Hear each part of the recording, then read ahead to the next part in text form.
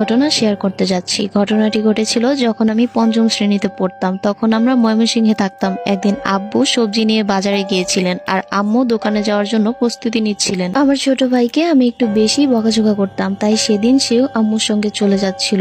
আমি বারবার বলছিলাম, ভাই তুই যাস না, আমার অনেক ভয় লাগছে, কিন্তু সে আমার কথা না শুনেই আম্মুর সাথে চলে গেল। আমাদের গ্রামটি অনেকটাই ভুতুড়ে পরিবেশ ছিল। বাড়িতে তখন আমি একাই ছিলাম। সাহস করে বাড়ির সামনের মেন গেট এবং পিছনের গেট দুটোই বন্ধ করে দিলাম। কিছুক্ষণ খেলাধুলা করার পর অনেক ঘেমে গিয়েছিলাম, তাই গোসল করতে বাথরুমে গেলাম, কিন্তু বাড়িতে কেউই ছিল না বলে বাথরুমের দরজাটি খোলাই রেখেছিলাম। হঠাৎ আমার রুমের দরজার দিকে তাকাতেই দেখি একটি অস্বাভাবিক লম্বা মানুষের মতো অবয়ব দাঁড়িয়ে আছে। সবচেয়ে ভয়ঙ্কর বিষয় ছিল তার চেহারা দেখতে একদম আমার আম্মুর মতো, কিন্তু মুখটাও অদ্ভুত ফ্যাকাশে, আর সে আমার দিকে তাকিয়ে মুচকি মুচকি হাসছিল। সেই হাসিটা এতটাই ভয়ঙ্কর ছিল যে আমার শরীর কাঁপতে শুরু করে। তখনই বুঝতে পারলাম এটা আমার আম্মু হতে পারে না, কারণ আম্মু তো বাইরে গিয়েছিলেন। ভয়ে আমি কোনো দিকে না তাকিয়ে শুধু ঝর্ণার পানি উল্টো পাল্টা নিজের গায়ে ঢালতে গেলাম। কিছুক্ষণ পর হঠাৎ গেট খোলা শব্দ পেলাম। পরে দেখি সত্যি আম্মু বাসায় ফিরে এসেছেন। আমি দৌড়ে গিয়ে আম্মুকে পুরো ঘটনাটি খুলে বললাম। আমার কথা শুনে আম্মু ভয়ে স্তব্ধ হয়ে গেলেন, কিন্তু পরিবারের অন্য কেউ আমার কথা বিশ্বাস করতেই চাইল না। তবু